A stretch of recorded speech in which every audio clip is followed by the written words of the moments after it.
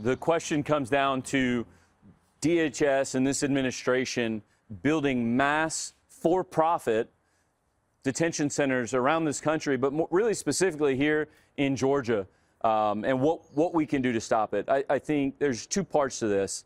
I think Nikki and I are probably some of the only husband and wife running a congressional race that have been inside these facilities. Like, we understand what happens. We understand the treatment of our clients in these facilities.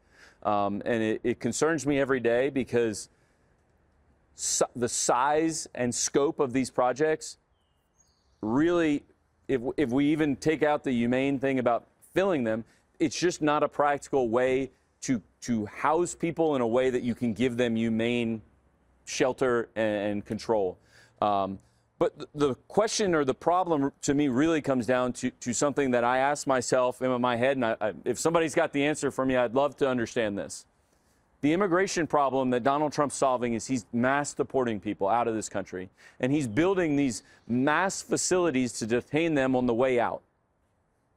This is a short-term problem. We are securing the border. So what are we doing with these massive for-profit prisons that we're building?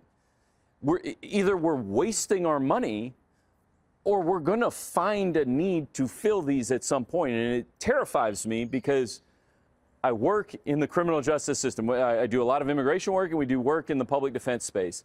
So I understand when there's room for people in a prison, it tends to fill people in a prison. So I have great concern right now immediately for the immigrants that are going to be put in these facilities, but really for ourselves as Americans, even once this immigration problem gets solved, because this is not a long-term, decades-long problem here.